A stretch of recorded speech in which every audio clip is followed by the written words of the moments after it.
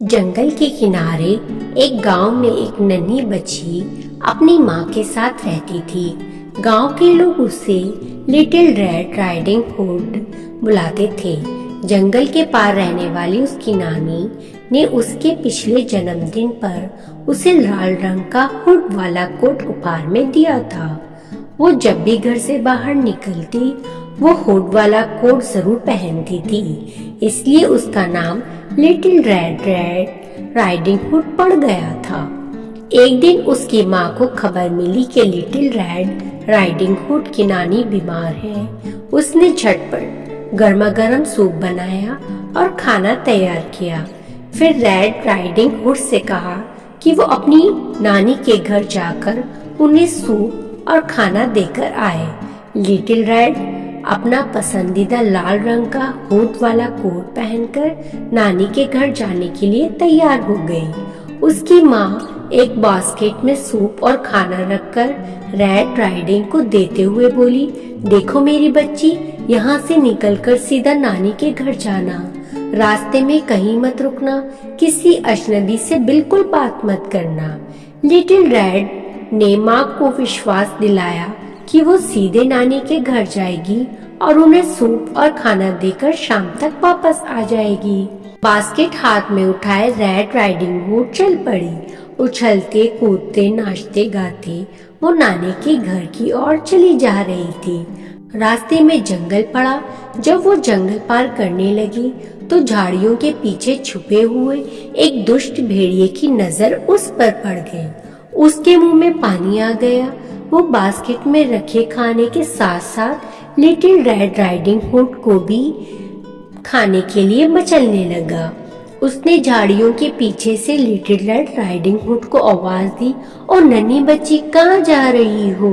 Little red ने पलट कर देखा तो झाड़ियों के पीछे खड़े भेड़िए को देखकर डर गई।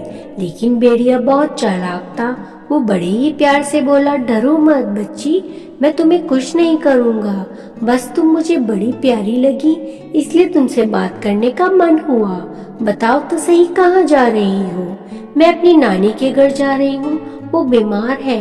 मुझे उनको सूप पिलाना है और खाने का सामान भी देना है। लिटिल रेड राइडिंग हुड बोली। ये सुनने के बाद भेड़िया ने सोचा कि बास्केट में रखे खाने और लिटिल रेड राइडिंग हुड के पहले क्यों ना इसकी बूढ़ी नानी को ही खाया जाए। फिर वो बोला, नन्ही बच्ची, तुम अपनी नानी के लिए खूबसूरत फूल लेकर क्यों नहीं जाती? फूल देखकर तुम्हारी नानी खुश हो जाएंगी।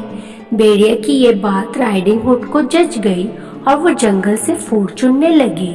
इस बीच भेड़िया भागकर उसकी बूढ़ी नानी के घर पहुंच गया और उसे जिंदा ही निगल गया।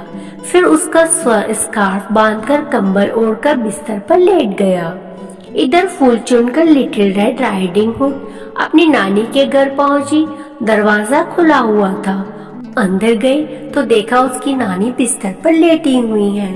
लिटिल रेड राइडिंग हुड इस बात से अनजान थी कि भेड़िया उसकी नानी को निगलकर खुद बिस्तर पर लेट गया है। वो बिस्तर के पास गई और बोली, नानी, अब तुम्हारी तबीयत कैसी है? मैं ठीक हूँ, भेड़िया कंबल ओढ़े हुए ही बोला।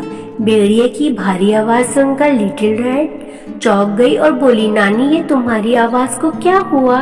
ये इतनी भारी कैसे हो गई? वो इसलिए बेटी, ताकि मैं तुम्हारा अच्छी तरह स्वागत कर सकूं, नानी बना भेड़िया बोला।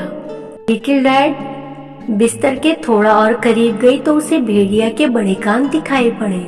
उसने पूछा, नानी, तुम्हारे कान इतने बड़े कैसे हो गए?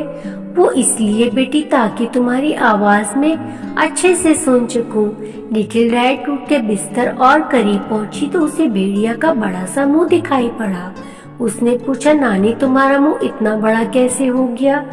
वो इसलिए, ताकि मैं तुम्हें अच्छे से खा सकूं, कहकर भेड़िया ने कंबल फेंककर लिटिल रेड को अच्छे से पकड़ लिया। लिटिल रेड भेड़िया को देखकर चिल्लाने लगी, लेकिन भेड़िया उससे जिंदा निकल गया। पेट भरकर जाने के बाद भेड़िया बिस्तर पर लेट गया और कुछ देर बाद सो गया। इधर जंगल में एक लकड़हारा लकड़ियां काट रहा था। उसने लिटिल रेड हुड के चिल्लाने की आवाज सुन ली थी वो मदद के लिए वहां पहुंचा तो उसने देखा कि एक भेड़िया खर्राटे मारते हुए बिस्तर पर सो रहा है। भेड़िए का फूला हुआ पेट देखकर उसे शक हुआ। उसने कुल्हाड़ी से उसका पेट चीर दिया। अंदर से लिटिल रेड राइडिंग हुड और उसकी नानी बाहर निकल गए। फिर लकड़हारा बाहर से कुछ पत्थर ले आया और उसे भेड़िया के पेट में डाल दिया। लिटिल रेड राइडिंग हुड और उसकी नानी ने भेड़िया का पेट सिल दिया। फिर वो तीनों छुप गए। कुछ देर बाद भेड़िया उठा। उसे बहुत ही जोरों की प्यास लग रही थी। प्यास बुझाने वो नदी की ओर जाने लगा। लकड़हारा उसका पीछा करने लगा।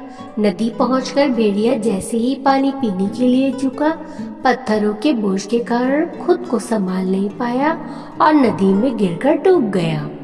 लकड़हारे ने जाकर लिटिल रेड हुड और उसकी नानी को भेड़िए के नदी में डूबने की बात बताई। दोनों ने लकड़हारे को धन्यवाद दिया क्योंकि इसकी वजह से उन दोनों की जान बच पाई थी।